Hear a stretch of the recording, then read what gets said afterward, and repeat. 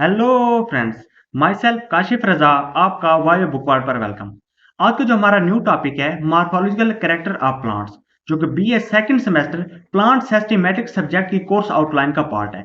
जो mid exam का major portion होता है उसमें morphological character of plant include होता है। तो मॉर्फोलॉजिकल कैरेक्टर ऑफ प्लांट्स में हम इसकी रूट, स्टेम और लीफ को बेसिक टू एडवांस लेवल पर कवर करेंगे। जो बेसिक लेवल का कंसेप्ट होगा उसका ऑलरेडी आपने उसको स्टडी किया होगा प्रीवियस क्लासेस में। जो एडवांस लेवल का होगा, क्योंकि हम बीएस पे स्टडी कर रहे हैं तो इसलिए हम इसको डीपली कवर करेंगे। तो फर्स्ट वन आज के जो टॉपिक है वो है मॉर्फोलॉजिकल कैरेक्टर ऑफ रूट्स, जिसमें हम रूट को कवर करेंगे।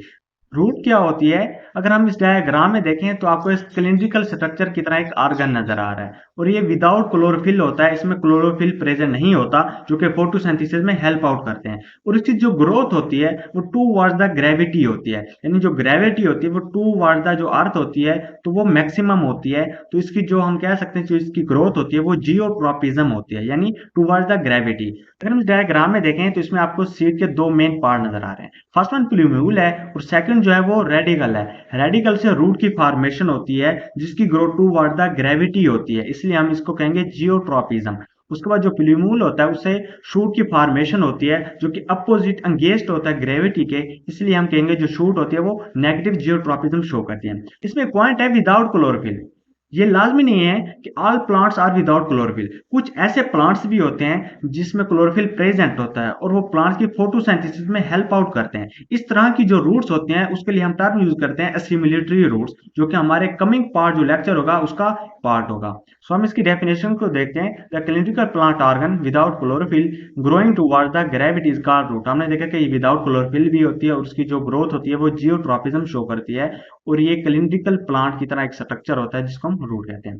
तो हम इसकी जो मेजर टाइप्स हैं टाइप्स ऑफ रूट, तो वो दो हैं, टैप रूट और एडवेंटिशियस रूट। फर्दर वन हम इसको डीपली डिस्कस करेंगे कि टैप रूट में कौन कौन सी रूट्स होती हैं और एडवेंटिशियस रूट्स में कौन सी रूट्स होती हैं। और जो मोस्टली एडवांस रूट्स होती हैं वो एडवेंटिशियस रूट्स होती हैं जो कि प्लांट्स के लिए बेनिफिट होते हैं, तो हम इसको कवर करेंगे। तो फर्स्ट वन हमारे पास है टैप रूट। टैप रूट क्या होता है? The root directly arise from the seed is called tap root. अगर हम इस डायग्राम में देखें तो इसमें आपको रेडिकल नजर आ रहा है। रेडिकल से ही अगर रूट की फॉर्मेशन हो, रूट्स डायरेक्टली अराइज्ड हो रेडिकल से, तो इसे हम कहेंगे tap root. The first root which is form by the elongation of radicle is called primary tap root. अगर जो रेडिकल से ही जो रूट की फॉर्मेशन होती है वही रूट आगे इलांगेट हो तो उसे हम क्या कहेंगे? Primary tap root. अगर आप इस डायग्राम में देखें तो आपको ये प्राइमरी टैप रूट नजर आ रही है। सेम एज अगर इसमें देखें तो ये प्राइमरी टैप रूट है, वही रेडिकल से रूट की फॉर्मेशन हो रही है और वही इलांगेट हो रही है। सेम एज इट अगर हम पार्ट्स ऑफ रूट में इस डायग्राम में देखें तो आपको ये प्राइमरी रूट नजर आ रही है, ये जो सीधी स्ट्रेट लाइन में जा रही है, ये हमारे पास प्राइमरी रूट है। It give rise to secondary and tertiary root. अब सेकेंडरी और टर्शियरी रूट क्या है? प्राइमरी रूट से ही जो फर्स्ट जो ब्रांच निकलेगी उससे हम कहेंगे सेकेंडरी रूट। ये आपको सेकेंडरी रूट नजर आ रहा है डायग्राम में, तो हमारे पास सेकेंडरी रूट है। अगर इसी सेकेंडरी रूट से ही जो नेक्स्ट ब्रांच उससे निकलेगी तो उसे हम कहेंगे टर्शियरी रूट। सो हम कह सकते हैं कि प्राइमरी रूट से ही सेकेंडरी और टर्शियरी रूट्स अराइज होती हैं। The deep feeder plants have long network of tap root system. जो बड़े प्लांट्स होते हैं तो उनका जो रूट का सिस्टम होता है वो डीप होता है।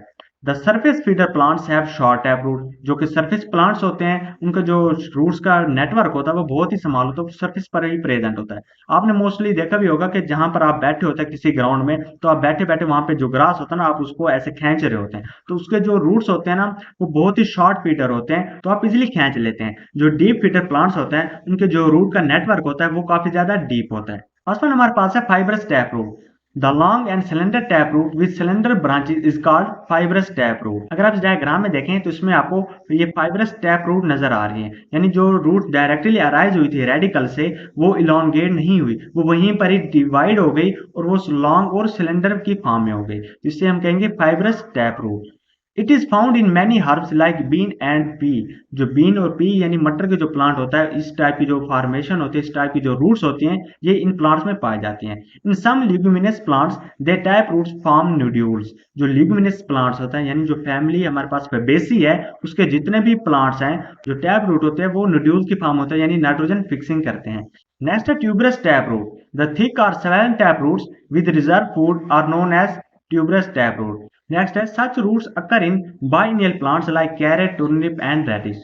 ये जो रूट्स होते हैं ये बाइनियल प्लांट्स में पाए जाते हैं। बाइनियल प्लांट्स क्या होते हैं? वो प्लांट्स जिनकी जो ग्रोथ होती है, जिनका इंटायर लाइफ साइकिल होता है वो 2 सीजन में कंप्लीट होता है। अब इंटायर लाइफ साइकिल में क्या होता है? उसकी germination, vegetative growth, flower, seed production और उसकी डेथ।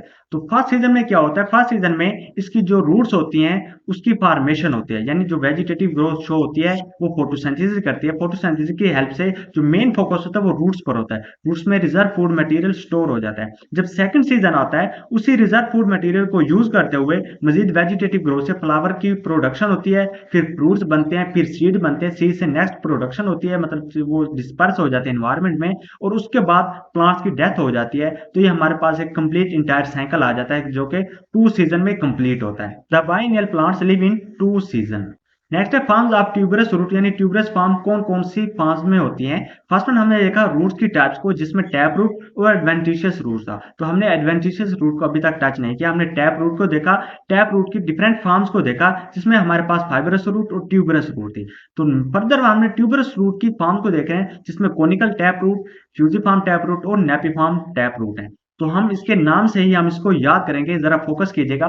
फर्स्ट वन हमारे पास है conical tap root. Conical means cone, जो हम कोन मोस्टली यूज करते हैं खाने के लिए। तो कोन को अगर आप फोकस करें, जो उसका अपर पार्ट होता है वो थोड़ा सा स्वेलन टाइप का होता है, थोड़ा सा ब्रॉड होता है, और वो स्लोली ग्रेजुअली जब हम नीचे की तरफ आए तो वो टेपर्ड होने लग जाता है, थोड़ा सा बारीक होने लग जाता है। तो कोनिकल से आपके माइंड में आ जाए, जो अब्रप्टली पार्ट होता है वो थोड़ा सा स्वेलन होता है, ब्रॉड होता है, जो लोअर पार्ट होता है वो थोड़ा सा टेपर्ड होता है, यानी बारीक सा होता है। तो हम इसकी डेफिनेशन को देखते हैं। दीज रूट्स आर स्वेलन होते हैं toward the upper and, but taper होते हैं टूवर्ड द लोअर एंड। इसकी जो एग्जांपल है वो है कैरेट एंड रेडिश। अगर आप इस डायग्राम में देखें तो इसमें कोनिकल रूट नजर आ रहा है। कोनिकल मींस कोन की टाइप की तरह का ही है, यानी जो ऊपर पार्ट है वो ब्रॉड है और जो लोअर पार्ट है जहां से हम पकड़ते हैं तो वो थोड़ा सा टेपर्ड है। तो इससे अब आपको कोनिकल टैप रूट नहीं भूलेगा। नेक्स्ट है fusiform tap root. Fusiform means fused हो जाना। These tap root are spindle shape, swollen होती है in the middle, is called fusiform tap root. इसमें जो रिजर्व फूड मटेरियल होता है, आप ऐसे समझिए जो मिडल पार्ट में होता है वो वहां पे फ्यूज्ड हो जाता है। जब मिडल पार्ट में फ्यूज्ड हो जाएगा तो अपर और लोअर पार्ट होंगे वो टैपर्ड होंगे as compare to middle part के। तो सो हम कह सकते हैं कि स्वेलन होते हैं मिड में ड्यू टू फ्यूजन की वजह से, क्योंकि नाम से ही हम शो कर रहे हैं कि फ्यूज्ड फॉर्म में। इसकी जो एग्जांपल है वो इंग्लिश कैरेट, ये हमारे पास इंग्लिश कैरेट है। नेक्स्ट है napiform tap root. Napiform के कंसेप्ट से आप कुल्फी का आइडिया लें। जो कुल्फी होती है उसमें आपको ऊपर जो मटेरियल होता है टोटल जो हम उसको खाते हैं वो दूध मक्खन वगैरह का होता है, तो उसके नीचे जो जिस पे लगी हुई होती है वो लकड़ी की होती है।